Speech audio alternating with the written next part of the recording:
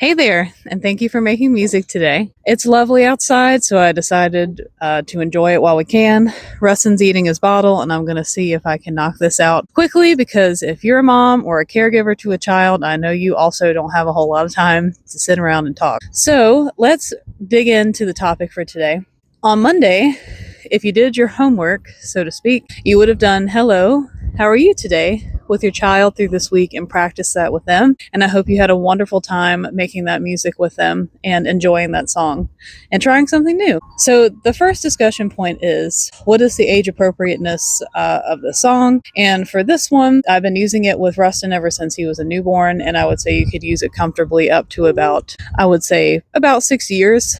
Some kids is going to be earlier that they're not going to want to do it, and then some kids it's going to be later that they're still going to be loving it, and there's nothing wrong with that. I got to give him his bottle again. Hold on. Okay, next discussion point, the educational benefits and the developmental benefits. Just throwing this out there, my bachelor's is in music education, not specifically child development, even though a lot of that I had to learn as well, but that's not what my major was in, so don't come at me for anything. So immediately when I'm thinking about this song, the first thing that my mind goes to is creating mindfulness for them and thoughtfulness. So asking how they're doing today, you're giving your child a chance to take a second in their busy day too, to think about themselves. How do they feel? So you're giving them an opportunity for mindfulness. The second thing is self-awareness. How am I feeling? What am I going through right now? How was my day?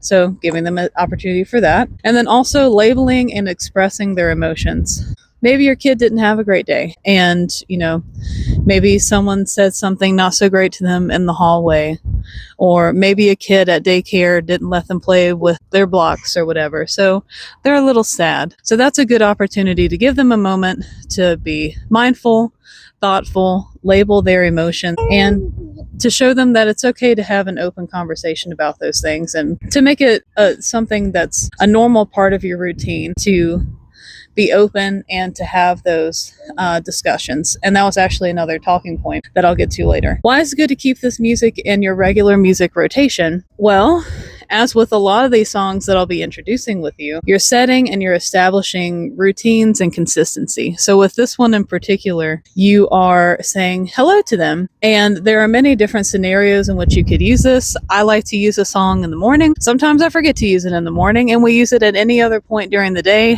where I have a second and I get to just ask Rustin, how are you doing today? And he's an 8-month-old. He's not going to answer me back, and that's okay. But I just like to keep it in the regular routine.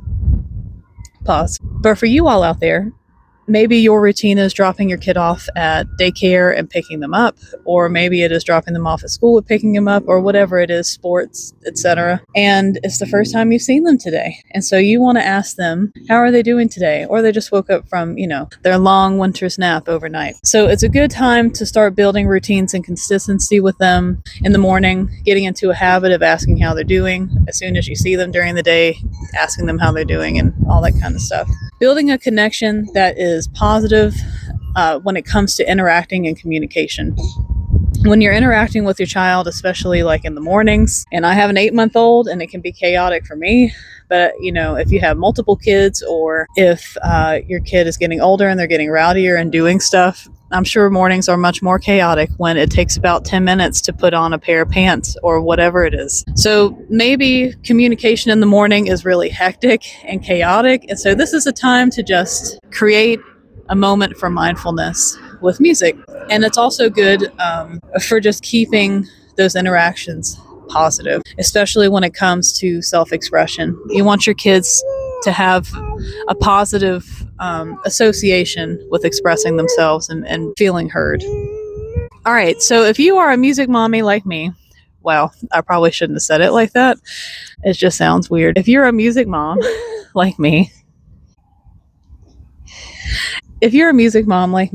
and you want to spice things up a bit, whether it's because you have a background in music or just because you like a little extra challenge, good for you. If you are feeling pretty good with your major scale And if you don't know what that word means, that's okay. I'll do that in another video. But if you're feeling pretty good with your major scale, the do, re, mi, fa, sol, la, ti, do, or 1, 2, 3, 4, 5, 6, 7, 8, you can focus with this song on the 1 and the 5 by, after singing the song, say, hello, whatever your baby's name is. So at the end, after I get done singing, I would say, hello, Rustin.